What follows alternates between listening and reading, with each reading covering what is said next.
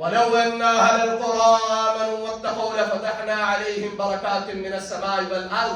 وہ بستی والے اگر تقوی کو اختیار کرتے، سنو اللہ کا قرآن کیا کہتا ہے، وہ بستی والے اگر تقوی کو اختیار کرتے تو میں کیا کرتا، لَفَتَحْنَا عَلَيْهِمْ بَابًا مِّنَ السَّمَاءِ وَالْأَرْضِ. میں برکتوں کے دروازوں کو کھول دیتا، زمین سے بھی برکات اٹھاتے، آسمان سے بھی برکات اٹھاتے.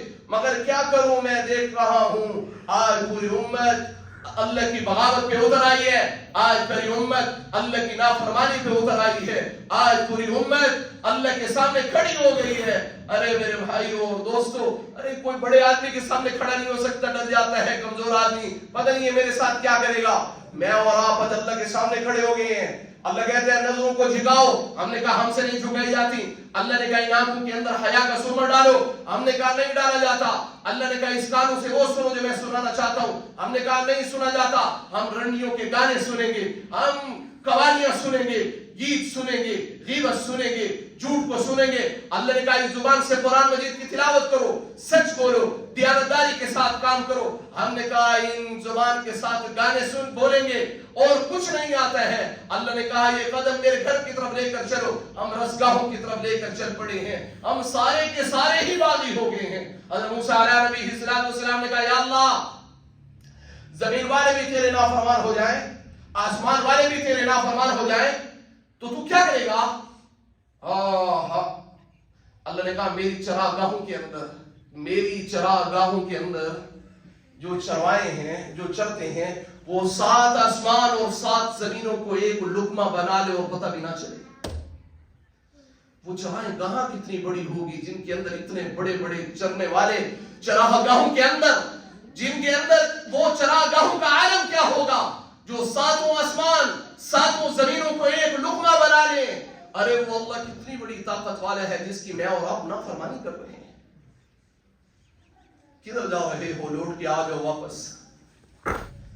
کہاں جاؤ گے اللہ کے در کو چھوڑ کر؟ کہاں جاؤ گے اللہ کی کسٹڈی سے نکل کر؟ کوئی جائے پناہ ہے اللہ کے علاوہ کوئی نہیں ہے، کوئی نہیں ہے، کوئی نہیں ہے. نہیں بچ سکتے ہو، اللہ کی قسم نہیں بچ سکتے ہو. سنو حضرت علی کا فرمان سنو، موت کی تیاری کرو. الموت لیس منہ الفوت. ارے کوئی موت سے بچا ہے تو دکھاؤ، کوئی آج تک موت سے بچا ہے تو دکھاؤ.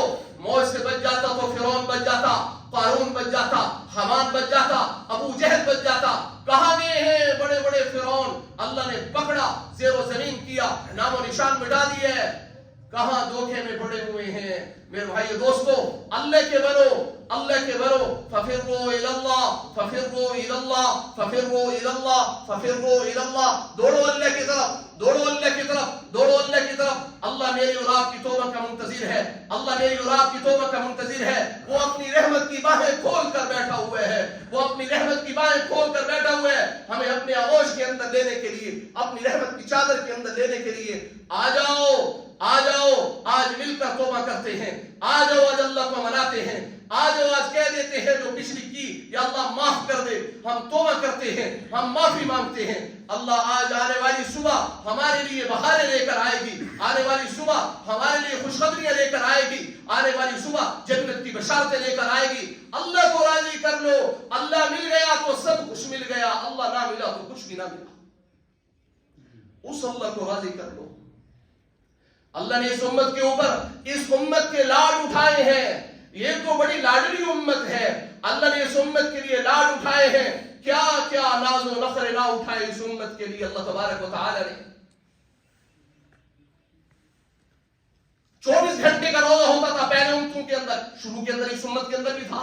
افطاری سے افطاری، افطاری سے افطاری، 24 گھنٹہ روزے، 24 گھنٹے. ایک صحابی ہیں قیس ابن سلمہ رضی اللہ تعالی عنہ، اونٹ چلاتے تھے.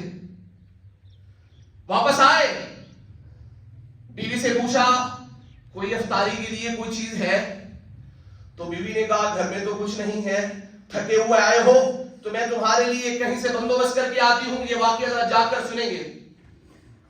اللہ نے اس امت کے لیے کیا کیا لاڈ اٹھائے ہیں.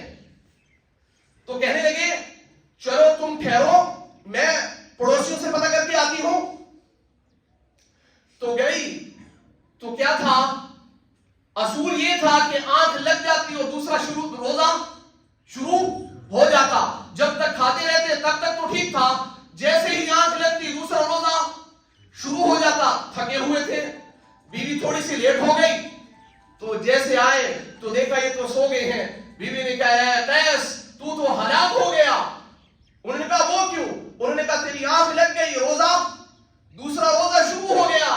ارے 24 گھنٹے افطاری سے افطاری کا روزہ ہوا کرتا تھا. دو روایتیں ہیں, ایک روایت کہ گھر کے اندر ہی بے ہوش ہو گئے, دوسری روایت کہ نہیں نماز کے لیے گئے ظہر کے اندر, نماز کے اندر ہی بے ہوش ہو گئے. حضور صلی اللہ علیہ وسلم نے پوچھا اے قیس کیا ہوا؟ بتلانے والے نے بتلایا ہے کہ روزہ افطار نہیں کر سکے, اگلا روزہ شروع ہو گیا. تو حضور صلی اللہ علیہ وسلم امت کے ساتھ کیا محبت کا عالم تھا. حضور صلی اللہ علیہ وسلم کو وہ تکلیف برداشت نہ ہوئی. اللہ نے قرآن اتارا, فرمایا آج کے بعد میرے حبیب اپنی امت کو پیغام دے دے, رات کو کھائیں پیئیں صبح سحری تک, تمہارے لیے یہ اجازت ہے. آج کے بعد وہ 24 گھنٹے کا روزہ نہیں ہوگا, بس یہ 5-6 گھنٹے کا روزہ ہے. اپنی امت کو کہو ثواب وہی رہے گا جو پہلے امتوں کے لیے تھا. کیا اعزاز دیا. پہلے بیوی بچوں کے ساتھ نہیں جا سکتے تھے, بیوی کے ساتھ ہم بستری نہیں کر سکتے تھے, منع تھا. مگر اس واقعے کے بعد پھر اللہ نے پھر آسانی کر دی.